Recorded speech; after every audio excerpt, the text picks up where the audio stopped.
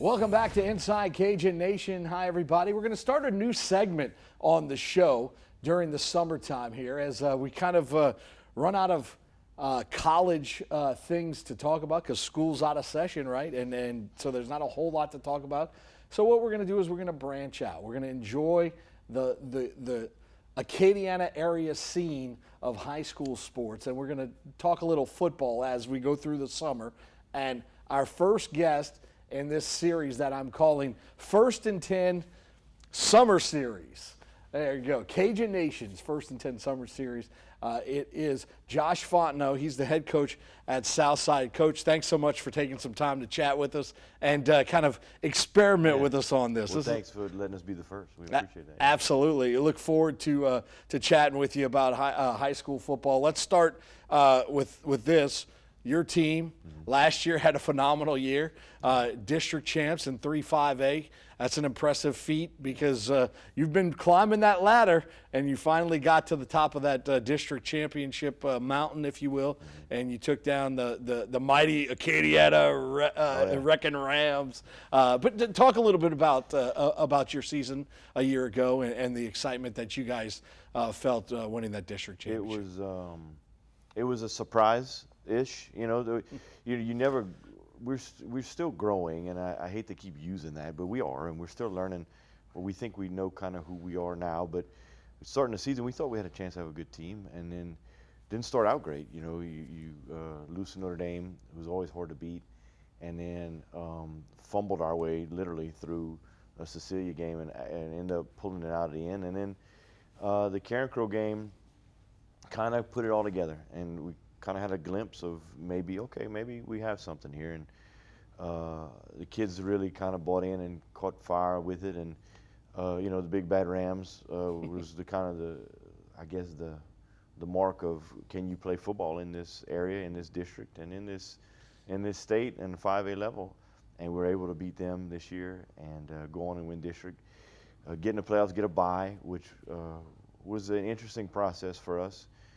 We had never won a playoff game. We had been 0-3 in playoff games, so we were kind of worried about having a bye and being able to maybe win in the second round. Able to beat North Shore, and then go play Zachary, which was a scary thing at times for us just because of who they are and what they've done.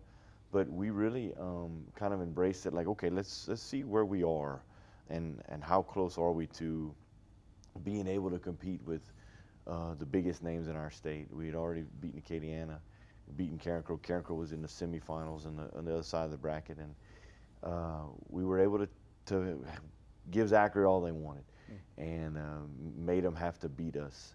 And that was something that I don't like the moral victory type things, but at least it gave us a glimpse of maybe we have something here. We found the right process for us to go with offensive and defensively. Let's build on this and move forward and see if we can't be consistent with how we do things. Yeah, and you guys had a really talented quarterback in Landon Batiste, and I assume still going to UL, and that's his plan, and gonna try and continue his football career there. But so you got to replace that. Yeah. But not only you kind of adjusted your system on offense, right? And so you kind of been implementing that. And now you have to kind of, I don't know if it's another process you have to put because you have a new quarterback. How is that transition going to fare? No, we're going to stick with what we're doing. We think, when we made the decision to go to a flex bone type system, it really wasn't based on one player. In fact, we've gotten burnt with that before, and those decisions were 100% my fault. And when you build your team around a player, when that player gets hurt, you lose the identity of the team, and that's not how things should be. So, a lot of research and discussion went into what should we do and who should we be. And like I said, it's been 2 years, and now our kids believe it. This is who we are.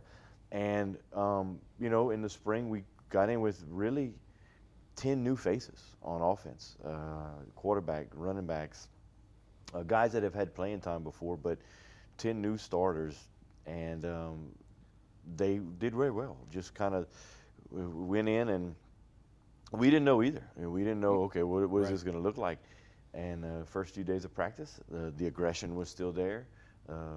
Us being physical was still there. The leadership just changed faces. And I think the things that we do off the field from January through May and then into July and August help that to become a little more ease of transition.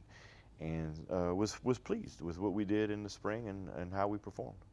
When you talk about just the experience of having those playoff games and things of that nature, how do you see this season kind of with regards to that? I mean, obviously having that experience can benefit you as you move on. I mean, you guys open up the season with Notre Dame again, and so it's just the talk about that and the experience level and the comfort that your team is going to have because they have that kind of set of experiences. You want to get to the point where I think it's expected. That to me is the key. I think that winning and losing are both contagious, one way or the other. Fortunately, we've been able to consistently win so far, and I believe that the way we conduct ourselves in our program will continue to make that happen. Kids now, the new seniors and the new leaders on offense and defense, whether it be seniors, juniors, whatever, they expect to be in the playoffs now to compete for district titles. The third round is the benchmark now. So, okay, now we got to get past that. And this team has shown nothing but the desire to do the things necessary to get to that point. Do we? It's way too hard to tell. There's way too many factors. Depth is going to be an issue for us this year. We have a lot of young, talented guys, but if we get a lot of injuries, you're playing with sophomores, and in 5A football, and sophomores are not usually a really good formula. So you just don't. There's too many factors to say, yeah, we're a third-round team. Yes, we're another district championship team. No, right now we're a team that did some things good in the spring, did a lot of things we need to correct in the spring, and we're scrimmaging Catholic of Baton Rouge. You're playing St. Martinville in the Jamboree. You got Notre Dame week 1.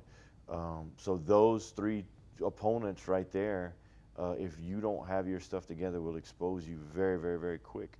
It's one of the good things about playing a Notre Dame early in the year because if you are making mistakes or there's a weakness on your team, it will be shown. And we like that. We've gotten to the point where we need to play those type of opponents early, play them quick to where week 11, we've sorted all those things out. There's no false sense of security or false sense of we're really good at XYZ when we're not. Let's put all the cards on the table week 1 and go from there. Gotcha. Don't go away, Coach. We're going to come back. We'll talk some more, and we'll talk a little bit about the playoffs system and how that works, and what your thoughts on where maybe that should go. That's always a fun topic, right? Might get me in trouble. We're not going to get you in trouble. We're just going to talk about it. But we'll do that when we come back right here on Inside Cajun Nation. Don't go away. We're back in 90 seconds.